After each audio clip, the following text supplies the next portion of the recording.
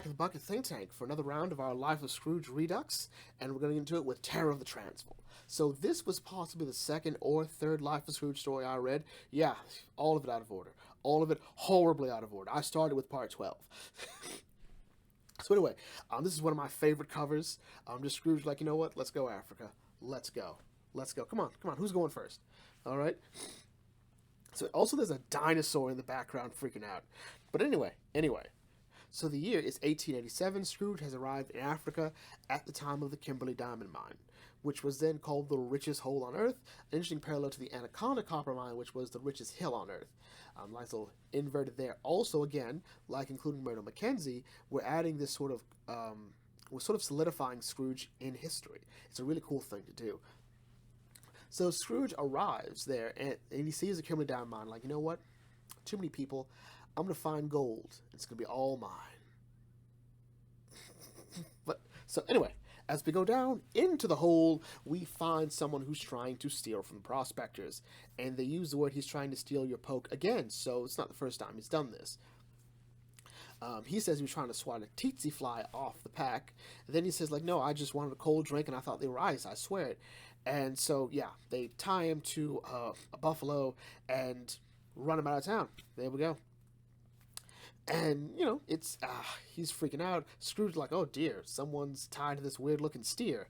Scrooge saves him, comparing it to, like, you know, it's no different than, what was it? A Texas Longhorn. And, you know, the guy says, well, it's a water buffalo. They're very hard to wrangle when they're swimming underwater. Yeah. And so Scrooge's like, okay, so did you need a ride? I'm trying to, you know, on my way to make it as a prospector. And he's like, sure. Tell you what, I'll be your guide and I'll even do all the work. Scrooge, honest with thought, like, well, you know, I do my own work, but, you know, I could use a guide.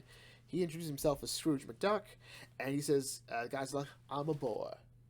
All right? And Scrooge's like, oh, dear. Oh, dear. So, for those who don't know, a boar is, well, I'm going to try to paraphrase without going into the history of it. He's basically a Dutch immigrant. When the Dutch East India Trading Company came to Africa, and and that's going to be its own can of worms historically later on, especially for Africa. But anyway, we're not here for that. So Scrooge begins that night massively oversharing and talking about it, because Scrooge has never had a traveling companion. He's never had a friend. Which you would think is weird, because we don't remember his time as a cattle rancher. So he never really bonded with those people. Well, maybe just because it was such a hard job, but, you know, it's not much time to talk. Time on the riverboat, all he had was Ratchet Gearloose or his uncle, so that makes sense. And of course, when he was in Montana, with the whole Anaconda Copper Mine, he was prospecting on his own too. All he really had was Howard Rocker-Duck. What's interesting is, none of those people are Scrooge's age. So this is the first time he has someone he can talk to who is around his age, if not the same age. So he is sort of putting himself out there a bit more than I think he normally would. He's talking about his life, where he's been, what he's learned, you know. So that's great. But we know the guy's like, oh my God, he just keeps going and going and going and going. But you know what? It's fine. He's like, you know what? You've learned a lot. Maybe I'll repay your kindness by teaching you a lesson too. Scrooge points out, you're no older than I am, and besides, I learned from my experiences. So the guy offers to, hey, I'll stand watch tonight, watch for mountain lions or prowling lions, and Scrooge's like, you know, it'll be great to sleep tonight, knowing I have someone like you watching over me. Yeah, the next day the dude took his cart and even the campfire. So Scrooge is now alone in the middle of Africa, and he is hurt. Alright, saved his life, shared his food, and this is how he repays me. What a viper. And so Scrooge is sort of panicking back, like he's lost in the middle of Africa. Like, hope there's nothing like a mountain lion up here. Dear God. Okay. Maybe there's something bigger than a grizzly bear. Oh my God, that is bigger than a grizzly bear. And he sort of reflects on his journey here, sort of like emotionally letting loose what's going on here. You know, wherever he goes, there are always blackguards and rapscallions. I added rapscallions, who would rather steal their fortune rather than work for it. But even so, there was no mistaking the kind of crooks like the Beagle Boys with their corny masks. They were scum and were proud of it. All right, they let themselves, they let the world know this is who we are. All right, but what Scrooge points out is the treachery. The treachery that Afrikaner kid is the worst scoundrel because of it. And he's like, well, you know what? Fine. He taught me a lesson, all right. And if I somehow manage to get out of here, I'm going to teach him a lesson myself. Namely, nobody double crosses Scrooge McDuck, and he basically goes hyper mode, all right. And he fights Africa, all right. He solos elephants, rhinos, rides the giraffe through the African savannah trying to find a different mount to ride. Like zebras? No, they go through enough. Lion, there we are, the puma with a fried wig on.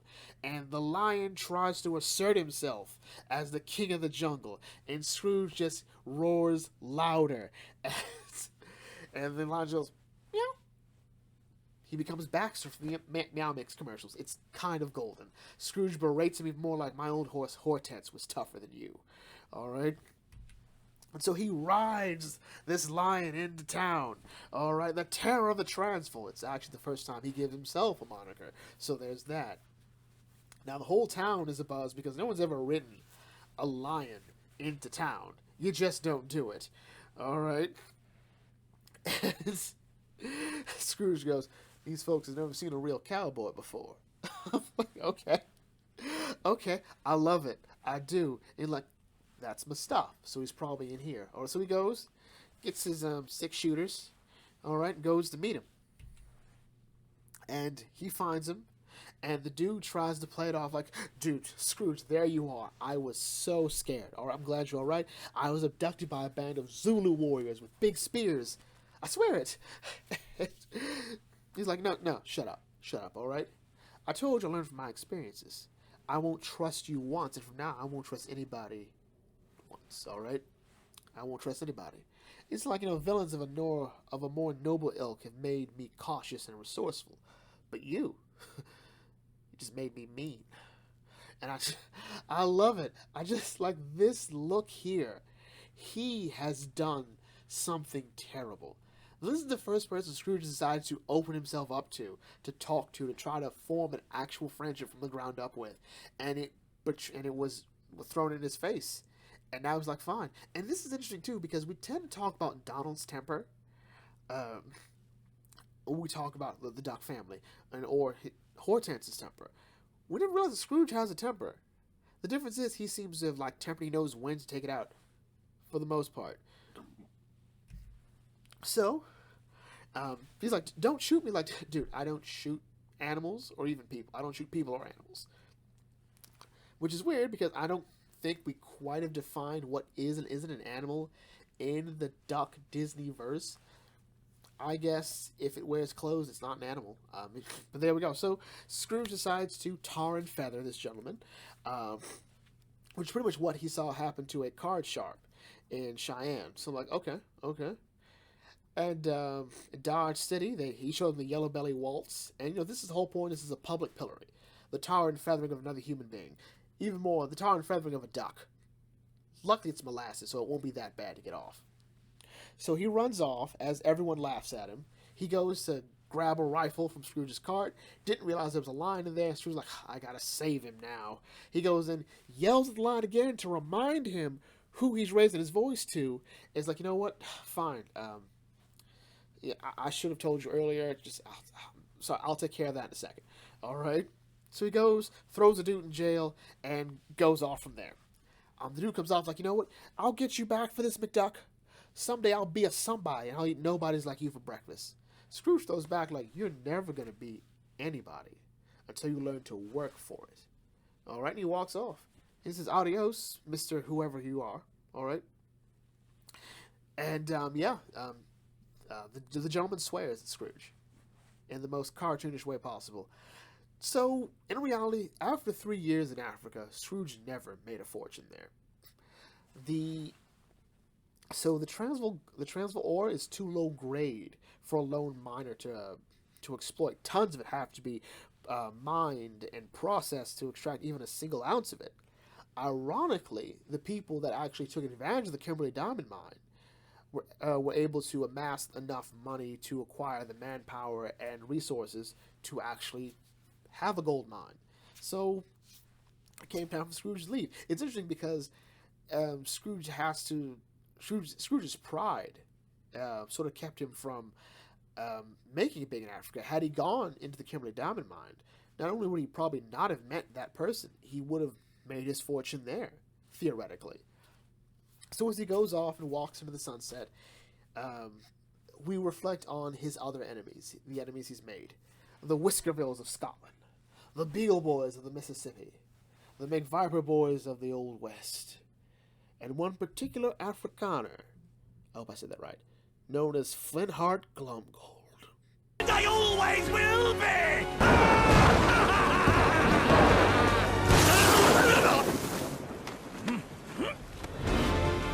Was that in his pocket the whole time? Glumgold? Glumgold? No idea that was going to happen. So let's go into it. So, Flintheart Glumgold's first appearance in the Barks universe was in the story The Second Richest Duck. What's interesting about that one is, depending on how you read this, these two have never met before. Rosa sort of plays around with that, because we do know, reading this story, that Scrooge has no idea who Flintheart Glumgold is, which makes sense. The entire story, Scrooge has never gotten his name. Glumgold knows his name by the end of it, so who knows? It's played, up in the air. Like, Rosa doesn't explicitly state, hey, he knows who he is, but he also doesn't say that he doesn't know who he is. It's up to you to determine how far you want that story to go. Also, remember, Rosa does not consider this Life of Scrooge story to be definitive. He himself has called it his own fanboy project. So, yeah, take from what you will. We'll see the two of them compete numerous times, pretty much just to see which of them is the richest duck in the world, which Rose will later refer to man of the world. Take a leave it for that one. But it's some of the best stories in Barks' catalog is anytime Glumgold shows up, because it does sort of bring out the best and worst of Scrooge. For me, one of the reasons I was so surprised to find out Glumgold was from Africa, when both Barks and Rosa state this, is I'm from the 87 era of DuckTales, and 87 Glumgold is unapologetically Scottish, alright? The tam o' shanter, the kilt he wears, sometimes bagpipes play when he walks. It's like they're really trying to sell you the idea that he's Scottish. And this is because, during the time, there was this fun thing called apartheid going on in Africa. So they decided, like, you know what, let's just not, and sort of play out the sort of foil idea between Scrooge and Glumgold even more. You know, Scrooge is a Scottish immigrant, but doesn't really dress like he's from Scotland. Granted, it turns out that clothing is from Scotland. He bought it, but it's not, exclusively Scottish. Glumgold just sort of embraces it, like, yeah, I'm Scottish, alright? And goes from there. Then we come to D17. D17 is the best and worst in Flintheart Glumgold, alright? So Glumgold here is, again, Scrooge's mortal enemy. But here he's just kind of stupid. Like, they sort of took the Ice King and removed the tragic backstory and made him dumb. So, the D17 reboot tries to take advantage of the best of both worlds. Alright, people from a cartoon background know Glumgold as Scottish. The Barks and Rosa readers know him as African, alright, as a Boer.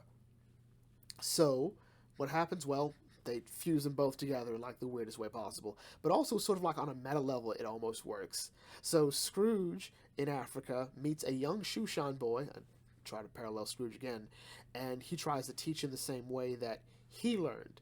It doesn't work so well, and Glumgold declares Scrooge his mortal enemy, and he reinvents himself as a Scotsman. It's kind of it. It almost sort of goes like this sort of, again, it's sort of very meta. Like Glumgold turns himself into a Scotsman in the same way that the original 87 cartoon made him into a Scotsman. But I also don't like it because they made him substantially younger, so it doesn't quite work. Like, Scrooge has to at least be like in his, if I'm guessing, 20s. But Scrooge's age is wholly inconsistent in D17. Like, all people know is he's old. And here, like, Glumgold's supposed to be, like, I guess 10, at most. It's to sort of keep the parallel between Scrooge at that point. So I don't like that. The idea that, you know, Scrooge is probably at most 100 years older than Glumgold. I like it better when they're the same age, because then you have this sort of generational idea between them, but whatever. But again, the best and worst of D17 is emphasizing Glumgold, primarily because of this scene here. All I do is win, win, win, no matter what. Got money on my mind, I can never give up. We never remix. Everybody hands go up, and they stay there, and they stay there, and they stay there. I win! Like, I love it and I hate it all at once. But this story is really good because it introduces, I think, a really great villain for Scrooge. This sort of dark shadow, this sort of other side, where Scrooge is hardworking, industrious, and honest. Glumgold would rather steal it. He'd rather lie. He'd rather cheat. He'd rather steal and manipulate people. That isn't Scrooge. We have this sort of great rivalry along the lines of Yugi and Kaiba and Yu-Gi-Oh!, which is our... See, if you haven't seen that video, feel free to check it out. We have Naruto and Sasuke. We have Light versus L, or L versus Light going on this page here. You know, these sort of interesting rivalries that shape the characters going forward. In a lot of ways, as Scrooge says, Glumgold made him mean. And we're going to see a Scrooge that is not really going to want to talk to people. He's not really going to be that open or trusting of people. And it's because of Glumgold. Your rivals, these sort of antagonistic rivals do shape your approach to it. And he's not along the lines of the Joker. He's not. He's... if I had to do with a DC comparison, I would really have to go with, say, the Penguin. Because we'll see Glumgold use his money and influence to sort of get what he wants in ways that, you know, wouldn't be appropriate to Scrooge. But this story is just so much fun.